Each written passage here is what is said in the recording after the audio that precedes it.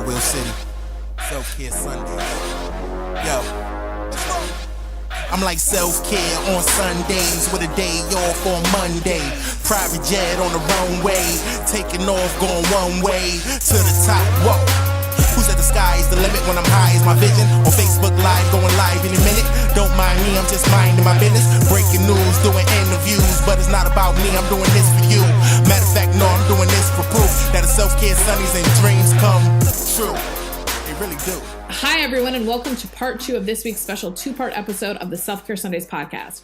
We're excited for this week's guest, Kaytlin Bailey, but before we get started, I want to ask for your help supporting the podcast via Patreon. We are only able to bring the episode to listeners like you because of your support. Please consider donating a monthly amount to help recover our costs, including monthly maintenance fees, and to pay our audio engineer. You can support us at patreon.com/selfcaresundayspodcast. That's patreon.com/selfcaresundayspodcast. Thank you in advance. On today's 2-part episode, we're talking about self-care and sex workers. If you're listening to this, welcome to part 2. If you're unfamiliar with sex work and sex workers or think you might have some preconceived notions, I recommend you pause here and check out part 1 first. Also available now as a sex work/sex worker 101 explainer. Having established that foundation on part 2, we're going to dive into the connections between self-care and sex work and self-care for sex workers. Let's get started. Now that we kind of have a baseline about like what is sex work, let's talk about self-care and sex work. Oh yeah, totally. Well, because I think actually it's a lot of the things we're saying are very related. And so my first question is kind of, talk us through a typical day and where self-care plays a role. And maybe you can talk about that both in terms of your life today as well as your life when you were practicing sex work. Sure. So, I mean, my life today sort of looks all about self-care because I'm depressed and I'm in the process of like writing a book and I'm trying to be very gentle with myself. So I spend a lot of days, reading for pleasure and trying to eat good food and being very mindful about getting enough exercise and like trying to take care of all of these external metrics because the work that I'm engaged in right now feels very mysterious and uncontrollable. So I'm focusing on my body and like eating well and going to the gym and getting enough sleep and drinking enough water and like trying to get exposed to sunshine. I think it's very easy for me to get overwhelmed by like the task at hand or like the mission I'm on or the project that I'm working on. And I forget that I have like the same needs that dogs do. Mm-hmm. You know what I mean? Like if you don't walk your dog, if you get it out of the house a couple of times a day, it's gonna go a little bit nuts. If your dog isn't drinking enough water, if your dog doesn't feel seen and played with. So I've been trying to remind myself that I have the same needs that dogs do in my adult life, because I did not do that to myself when I was a young person. I thought that I was a machine that could just, work forever until I was dead and then I get all the sleep I ever needed. Yeah. Yeah. As a young person, when I started doing sex work, I was one of those people that dealt with having a narcissistic parent by becoming an overachiever and like investing all of my validation externally. So I was very much like an objectified child. So the metrics of sex work made sense to me, as did the metrics of like academia. So I was like chasing an A in the same way that I was chasing like, the $1,000 day. Does that make sense? Yes. Those felt like they were hitting similar psychological buttons of like chasing the external validation. Well, because you could put a number on it, right? Yeah, exactly. Right. I'm powerful. I'm beautiful. I'm desirable. I'm nailing it because X. And then, so it hits a lot of the same buttons. Have you ever worked in sales? Not really. A little bit, but not really. Have you ever talked to anyone that worked in sales? Yes, totally. Right. You know how they sound like they're on cocaine all the time? Yes. Because they're on cocaine all the time. That's what the sale does to your brain. It's like the adrenaline of it, right? Yeah. Actually, totally. Organizers sound like that too a lot. Yes, like I got this many people to like register. Yeah. I got this many people to show up. Exactly. I knocked on so many doors. I can control it. It's not out of my control. I am not powerless. I am not meaningless. I can give my life meaning with this Excel spreadsheet. God damn it. Yeah. Right. So there's definitely a lot of that, and it's in a lot of different worlds. But I took to that like a fish to water. So I was taking all of these AP classes.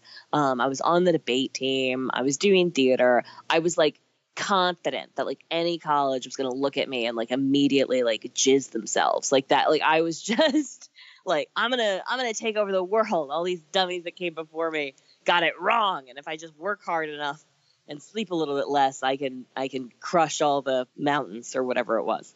And sex work, weirdly enough, allowed me to step into this character for periods of time where I was like achieving that, right? Because I was like working, so I was making money and I was excelling at a thing. So I wasn't loosening my grip. So like my anxiety, I could rationalize. My anxiety couldn't flare up because I was like literally on the job. But part of my job was to relax and enjoy the moment and bring people back into their bodies and just breathe with them and like do all of these things that in retrospect was actually like kind of a form of self-care.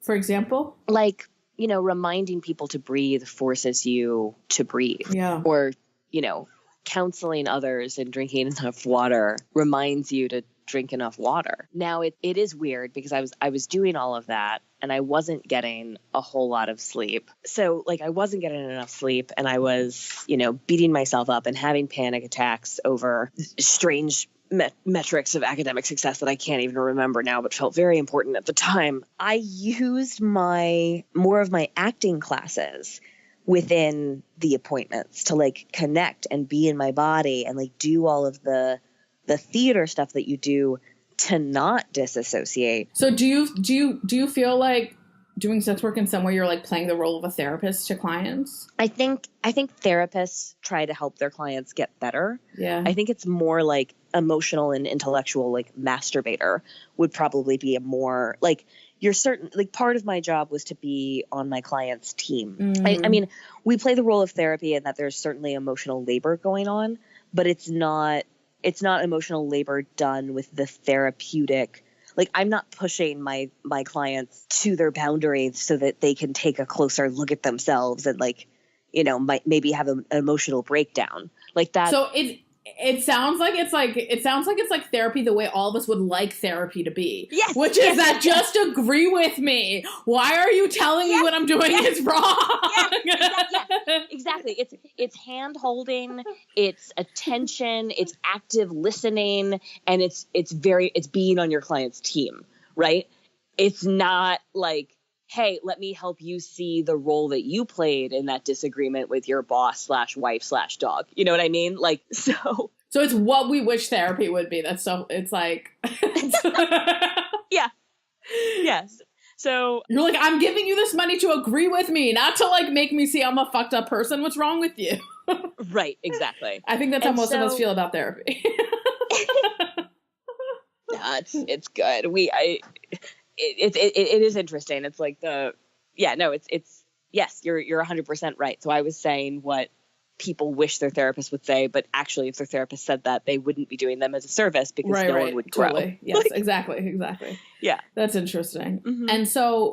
And I think it's also interesting that you talk about being like very present with your clients. It makes sense to me, the idea that in order to be successful, I think really not just at that job, but like at any job where you're where you're doing like interpersonal work, right? Like a lawyer with their client, a therapist with their client, like you do have to be very present. Yeah. I mean, and it's something I resented the emotional labor more at Starbucks than I did as an escort. Part of it is that it was easier to achieve. I had more control over the environment, right? So like when I moved, when I finally became 18 and was legally allowed to rent my own hotel room, I was able to get there beforehand and like set an atmosphere and like do some deep breathing.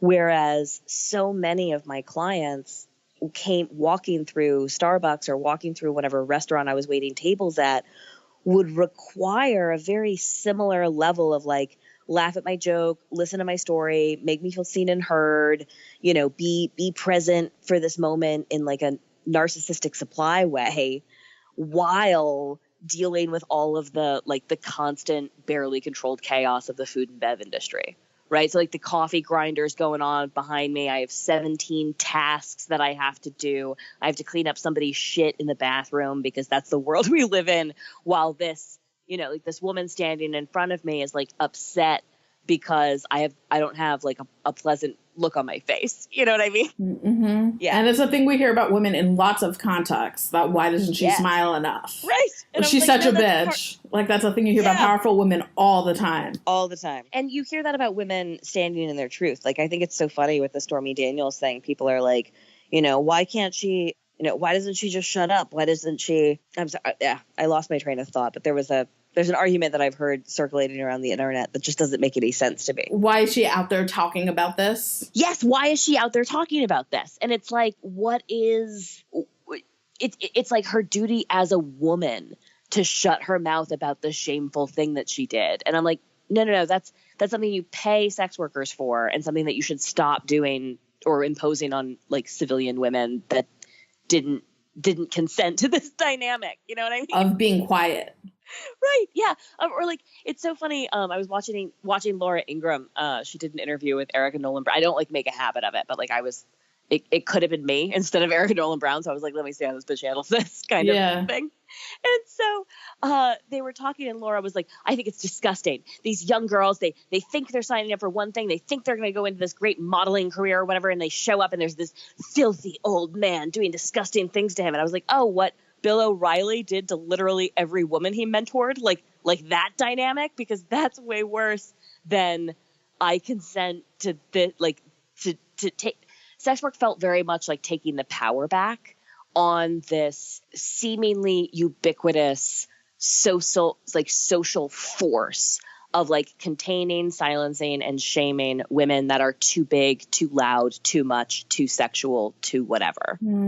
That makes sense. So you're talking about how you kind of got from a place where you were, as a sex worker, disassociating from the rest of your life except when you were in the room, to now where a lot of your days are really focused on, and I love the framing of like, I need what a dog needs. I feel like that's going to be useful to me in my own life, to be like, you need to go for a walk, bitch. Yeah, you need to go for a walk. Did you get enough water? Did you get enough belly rubs? Because like another way to say the same thing is they say in AA, halt. Are you hungry, angry, lonely, or tired?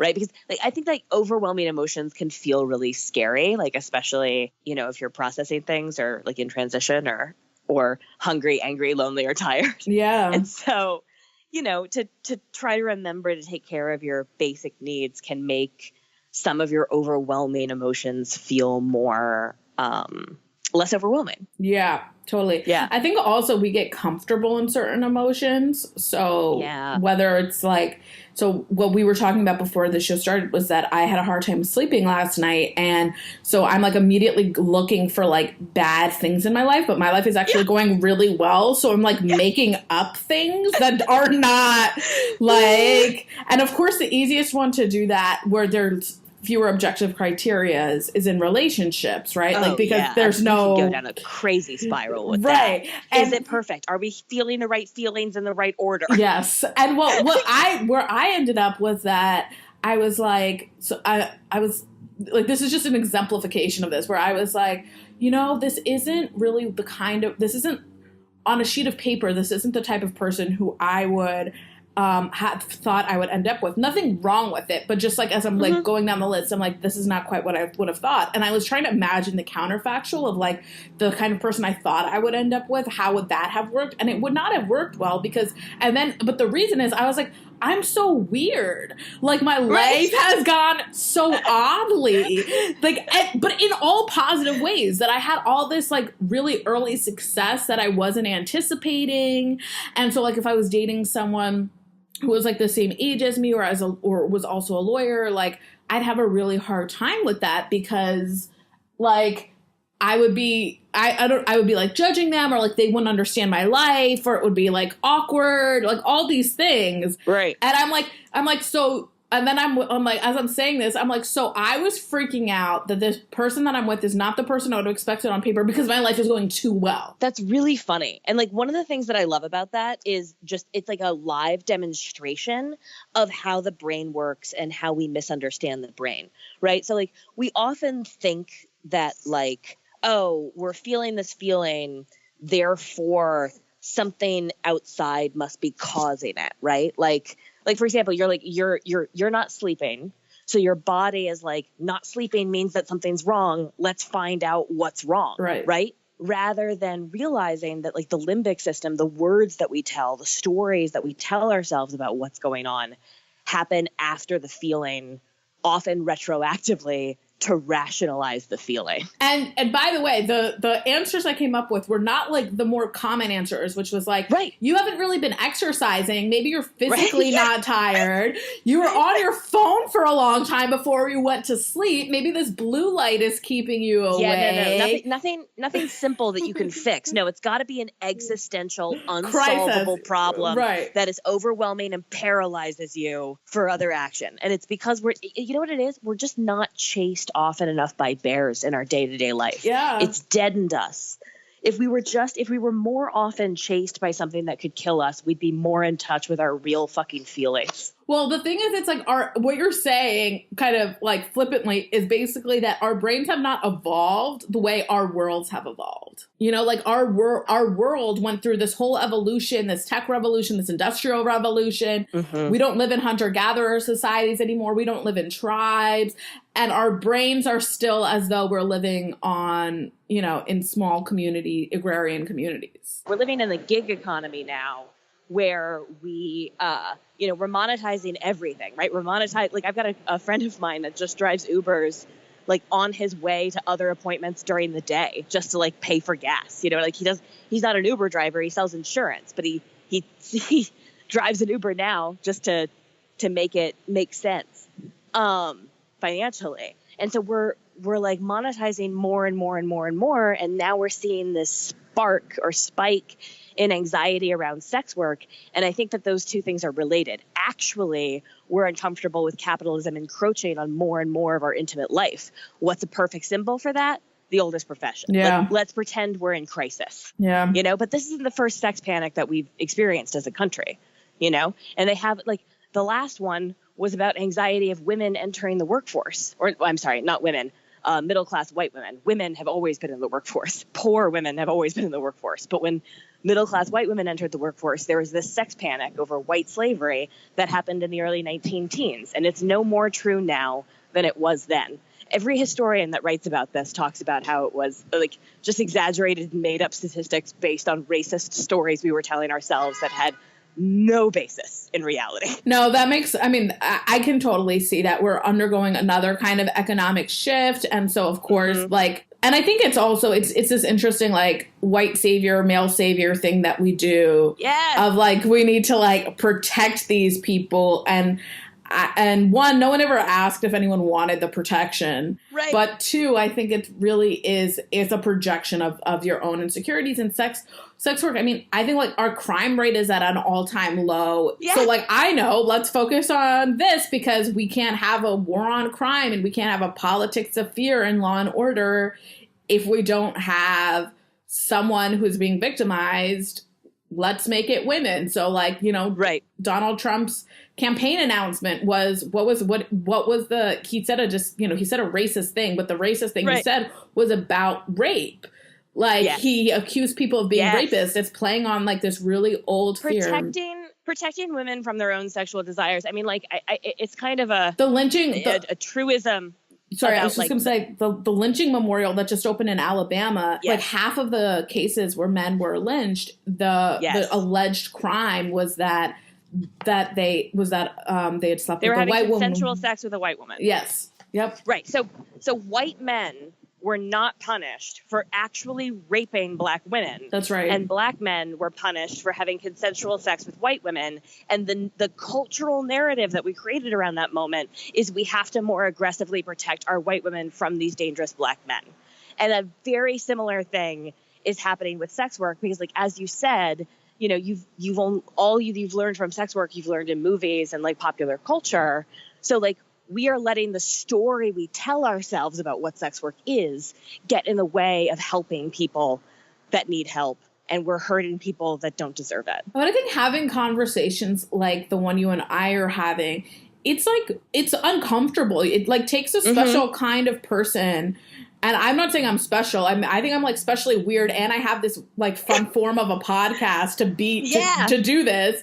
But like, it is hard to be like, I have lots of misconceptions about you. Will you have a conversation with me?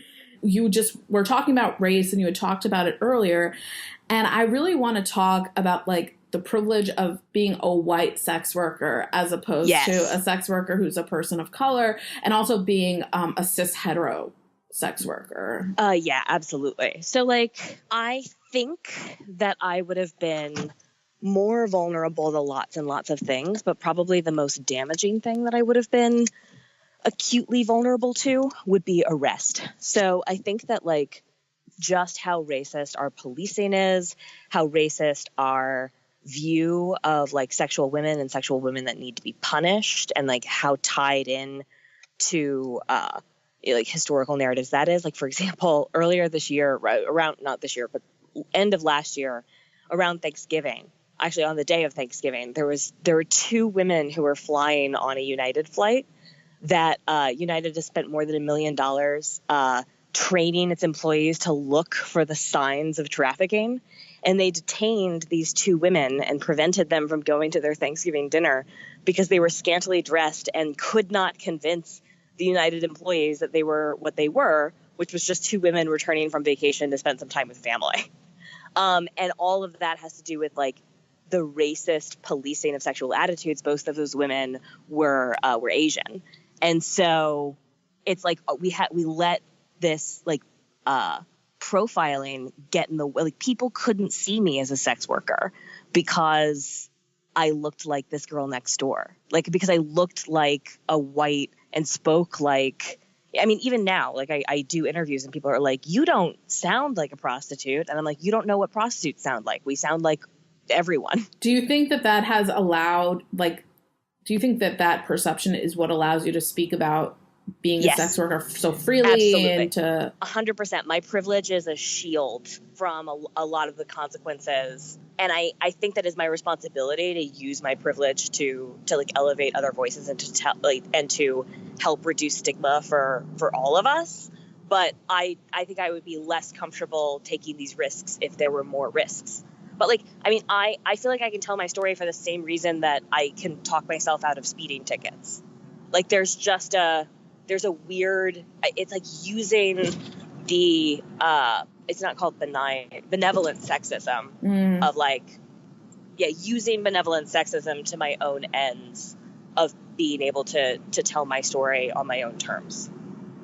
But it comes from manipulating or leveraging this like collective instinct to protect me from myself, which I find deeply paternalistic and ultimately violent. It might not be violent for me, but like the laws that it creates end up doing violence to lots of people that I love. Yeah, you know what's so interesting about what you said, the idea of leveraging privilege or leveraging kind of negative misconceptions about yourself against you. I think it's something I have spoken to many women lawyers that we do. So like, and it's a thing that I tell people who are lawyers and from marginalized communities that they should do, which is basically that like people cannot argue against you in the same forceful way if they've already undermined you in their head. Yes. So you should allow them to talk and talk and talk and really undermine you. And then you kind of hit back and they won't know. They just can't respond the way they would if they hadn't undermined you in the first place. And that's how you win an argument. And I actually had it was interesting. I had a conversation like this with a man who is also Indian American who was in my law school class about kind of playing off of stereotypes or assumptions to serve your own ends. And he was deeply offended by this idea. Whew. And I thought, and I was like, man, they already think the shit about you. Like, are you trying to win or are you trying to like, and especially as a lawyer, like, it's not really about you. It's about your client.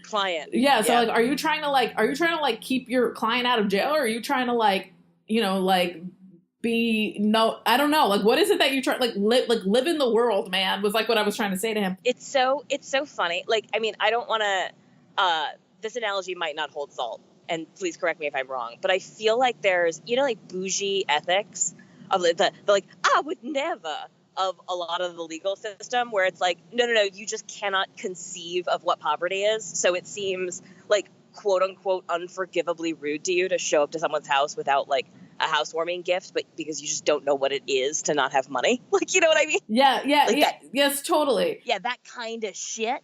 It's like, it feels a little bit like anyone that would judge anyone else for that just it has a lack of imagination of like, you don't understand what it is to be in these positions and to make these choices under these circumstances. Or if you you're haven't really accepted your reality. Like, Yes. You're like going through, like, I think, people talk about racial identity formation. I was like, it sounds like you're still in a denial kind of phase over here. Yes. Whereas I've moved through like anger, grief, and into Sure. acceptance. Like, this is the reality, and how do I, be my best self in our current reality? And we live in a racist society. Yes. And so for me to sit here and pretend that I wasn't a beneficiary of that would be, I think, like willfully stupid. But I also don't want to suffer from like the other side of that, which is like a paralyzing fear of that reality that prevents me from speaking at all, which means I'm not doing any good to anyone. You know what I mean? But I appreciate every time I've heard you speak about sex work, which has not been a ton, but you always speak about your privilege. Yeah, it's just undeniable. I was like going from AP classes to, I did sex work the way that academics would do sex work. Like I come from money. Like I'm privileged in an objective like way. My parents paid for college. I chose to major in history. Like economic anxiety was just not part of the equation, but a curiosity about the way that we use this label of whore to undermine women was something where I was like, this feels big. I want to unravel this. I want to see it from the inside because I don't feel like I'm being told the truth on this subject. That's interesting. I could easily imagine someone with the same curiosity deciding to write a dissertation, but like this is another avenue one could have taken. Yeah, right. Yeah, I would argue that the person that wrote that dissertation knows less. I'm sure that that's true, but it's just there's something still so fascinating to me about like how that became like I think most people like have curiosity about lots of taboo subjects and still don't decide to partake in them. Right. No, I get it. I'm in a special time. I'm my father's daughter. Yeah. You know, like I think I mean, I was raised by a soldier, and running into the thick of it is kind of like a part of the ethos that I was raised with. So you work in comedy, if I'm not mistaken. Yes. And I'm wondering if you feel like some of the negative, I don't know the right phrasing for this, but the negative, like gendered criticism, do you feel like you receive more or less of it now? More, 100% more. Because like when I was existing in context or out of context or whatever, like as a sex worker, I was already in such violation of what it meant to be a nice girl that like I could be heard. The rules didn't apply? Yeah, exactly. The rules didn't apply.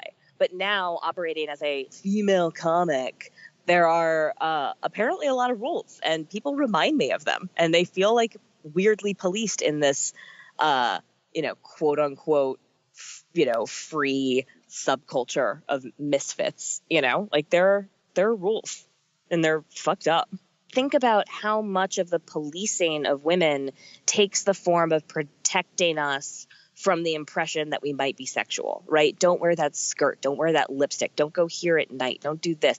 And like, I think as deeply problematic, and I think, the racist underlining tones of Against Our Will, it captures a thing, which is that it only takes a small minority of violent men to enlist the whole population, right?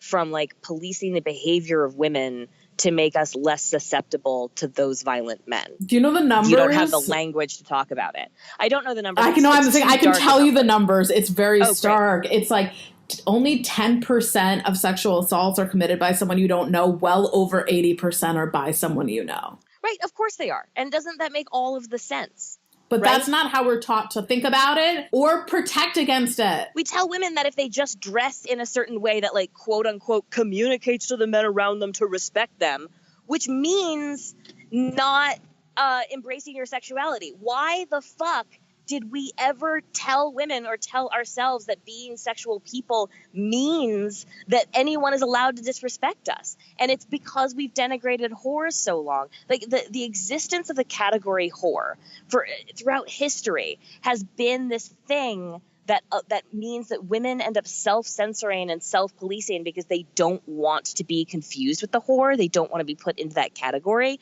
because it's a category of women who are not allowed to have boundaries, who are not allowed to have agency. It's banana. But I think it's also a way of dividing women, right? Like dividing our power. So like, you know, and part of it too is it's like don't walk home late at night, but no one is like don't go into your boss's office alone, which actually might be the better safeguard, right? Yeah, but if you don't go to your boss's office alone, then you're probably not ever going to be able to get that promotion. But if you go in there alone, you're also like opening yourself up to vulnerability because I mean, why would you want to be alone with me unless you were like, and it's banana pants. But that's like the whole thing. I think that's why the sexual liberation and the economic independence are so deeply tied together. And people say that the pill did more for women's liberation than anything else because it allowed us to be in control of our reproduction. Yes. But I think that idea of dividing women into like, you know, whores good and Marys, like, you know, good and bad. The Madonna whore complex. Yeah. Right. I think that, but that also allows men to separate us so that it's a divide and conquer strategy, right? That it's like, and then that it's like, if you are too powerful, you are now a whore. You are now a bad woman. Like, absolutely. Like think about Hillary Clinton and Donald Trump. Like it was like the nasty woman, Trump that bitch, like the shirts that people were wearing. What is it? There was like a thing about Monica, like these shirts that people, and it was really like sexualizing. That's like, she's an older woman. Like it was a very weird thing, but it was like, if you are seeking power, if you are ambitious, you are a whore. Well, think about this, right? Because the definition of whore or public woman used to be woman in public. The only people that were ever allowed into male spaces of power were sex workers. And it would be too much of a threat to have them in there if they weren't so marginalized that like they were powerless. But you wouldn't bring your wife to a bar. That was impossible. It was only loose women that were allowed in bars. But bars are public places where decisions are being made and conversations are being had. It's a public space. Yeah. Public women. Yeah. So like when women broke into the workforce, people tried to call them whores. But and that worked for a long time. Because otherwise, why would you need money? Right. Like not to eat, of course. No. For your lipstick, just to lure more men into doing whatever. Right. But yeah. And so it's interesting because I think that like once sex workers have been exercising freedoms that the feminist movement then brought to mainstream women. But like sex workers have been mouthy, occupying public space, telling body stories and violating one expectation of femininity after another for thousands and thousands and thousands of years now. To denigrate that, I think, is to denigrate women enjoying their freedom. But it also really does sound like you feel a deep sense of community with other sex workers. Yes. And one of the things we've talked about on the podcast is how, you know, in order to exercise self-care, you're really exercising community care. Because the thing that allows you to take a break is that someone else is taking care of your kid or your house or your job or whatever the thing is. And again, from my faulty perceptions from media, it actually seems like there is deep community amongst sex workers and keeping each other safe and warning each other about things.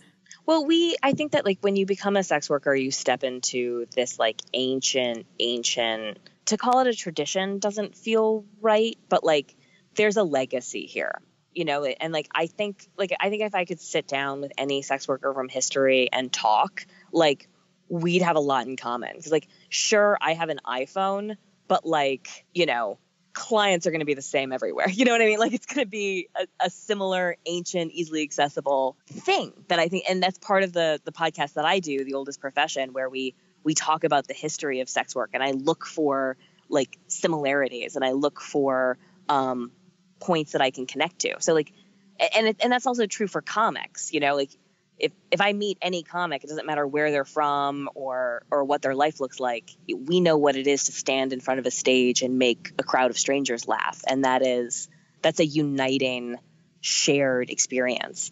And I think that community is something that's so important and something that we should be fighting for in all of our circles of activism, because the isolated nuclear family, I think, is one of the most dangerous places for women and children, and it destroys community. You know, you have one patriarch who we're learning more and more with Me Too and domestic violence and whatever. Like that's too much control. It's an ideal that was dreamed up by the state, and it doesn't serve anyone. But if you have an interconnected community, you can get more done. And sex workers have been doing that for each other because we're so marginalized, we're so stigmatized, and we've had to depend on each other for our livelihoods. And like access to the nuclear family ideal was not available to so many of us. We've been creating these self-sustaining communities for a long time. Yeah.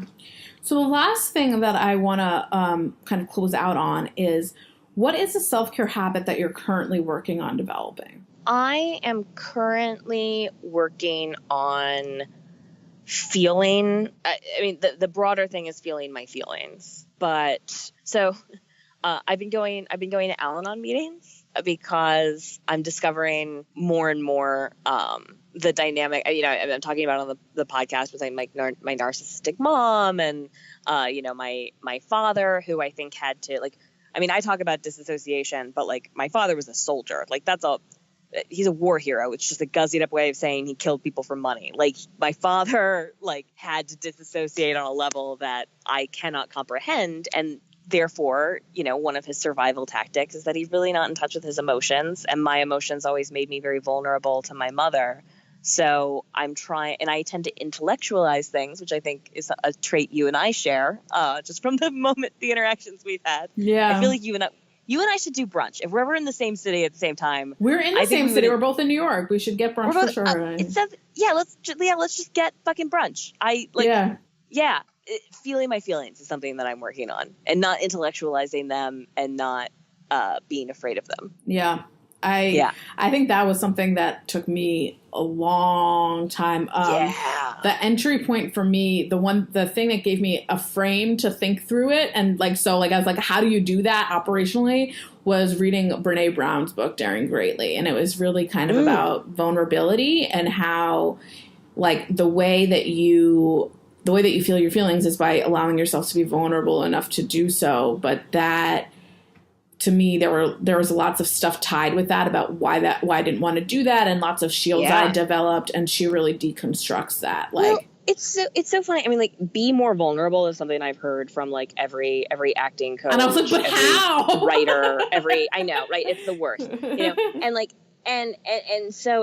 but vulnerable means woundable, like, on some level. And so, like, I think I've been being gentle with myself and trying to forgive myself, I suppose, for I guess going on like 20 years now of not feeling my feelings, because I don't think the childhood me was wrong in my calculation that maybe feelings were like just a smidge too vulnerable for the environment I was in. Mm-hmm. And so I'm working on like going back and like thanking my younger self for having the foresight to disassociate so that I could, you know, do the next thing. But now that I have more of my shit figured out, I think I can inhale and exhale and go back and not be so afraid to reclaim my full emotional range. Yeah. And I would definitely encourage you to check out her book, because I think it really gives you a frame of like, but how do you do that? Because I got very annoyed with people saying that to me too. And I was like, I don't even know what that means. Great.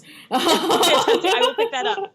I will 100% pick that up. So I'm just going to close out. So thank you everyone for listening to another episode of Self-Care Sundays. Before we wrap up here, I want to offer a special shout out to our patrons on Patreon. Their generosity makes our show possible and are a huge reason why you're hearing the episode today. We are especially grateful for the support of our super contributors, Vicky B, Renu J, Brady K, Bill S, and Embershot. If you'd like to support the show and hear your name at the end of our episodes, please check out patreon.com/Self-Care Sundays podcast. Again, that's patreon.com/Self-Care Sundays podcast. Also give us a follow on Twitter at Self-Care Sundays and on Facebook at Self-Care Sundays. Kaytlin, where can people follow you? Yeah, I'm on Twitter. That's my favorite. I'm also on Instagram. That happens sometimes. But they're both at Kaytlin Bailey, but my parents spelled my name wrong. So it's Kaytlin T-L-I-N, Bailey, B-A-I-L-E-Y.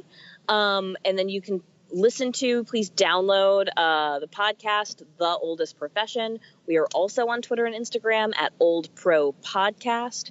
And I perform all over the country and a bunch in New York. Great. So I'd like to thank the people who make our show art, Leah Horowitz, who makes our podcast art, and the amazing artists who make our show music, For Real City. On behalf of our producer, Jess Talwar, and our audio engineer, Kato Zane, thank you for tuning in today, and we'll see you on the next episode.